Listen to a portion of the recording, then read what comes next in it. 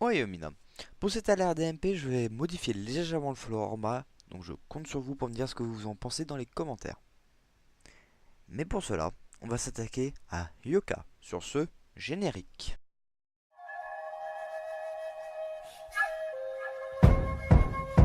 When your heart is borrowed, where the grass is green but underneath you're cold and hollow. You're the worst sweet. Donc pour vous résumer, Yoka c'est quoi?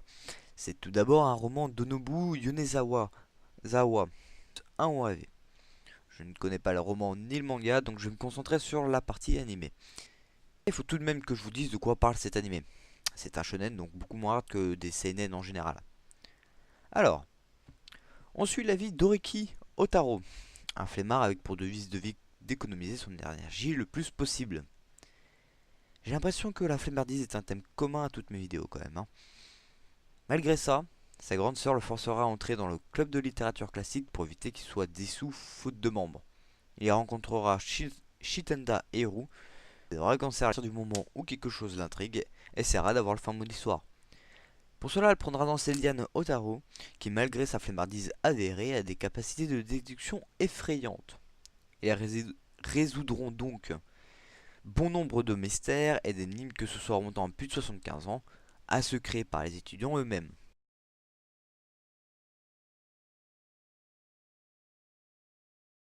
Personnellement, malgré le fait que le genre anime etc. n'est pas ce que je préfère, j'ai bien aimé, c'est agréable. Peut-être est-ce dû au manque d'identification, en tout cas le visionner ne m'a fait ni chaud ni froid. L'aspect visuel est bon et une seule scène était vraiment magnifique, celle au début où Otaro se retrouve bloqué dans les fils de Shitanda.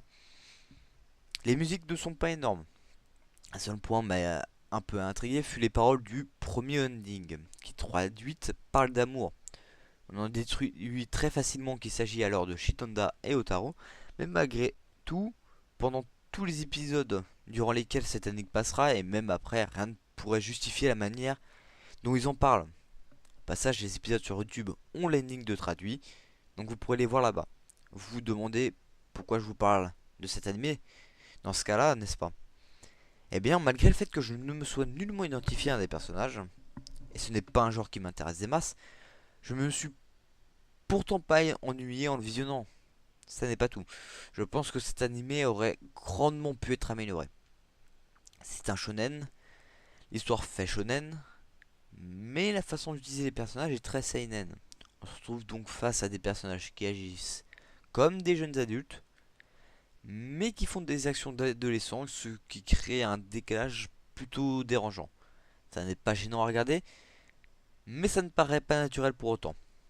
Après, cette dernière partie se repose sur mon ressenti, donc je ne peux pas l'affirmer non plus. Et sans doute que pour vous, cet animé est vraiment bon tel qu'il est, et qu'il ne faut rien changer. Tout est sujet à débat, comme on dit. Après avoir regardé les 22 épisodes, on voit l'évolution réelle que d'un seul des personnages sur les 4, celui d'Otaru, le personnage principal, et les 3 personnages secondaires étant les membres du club. On ne les voit pas évoluer, on va seulement apprendre à les connaître. Et c'est aussi par eux que l'on va voir le mieux cette évolution d'Otaro, du fait qu'ils vont avoir une réaction assez disproportionnée sur cette évolution.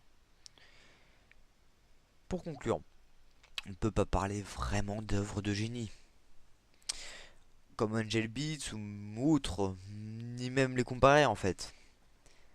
Mais cette œuvre permet très facilement de s'occuper, et si vous êtes friand d'énigmes, allez-y vu que toute la base scénaristique est axée dessus.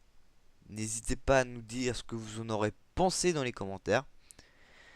Et on se retrouve pour un prochain épisode qui sera, coup-ci, sera sur une œuvre que je pense digne d'être classée comme étant dans les meilleurs. Sur ce, bye.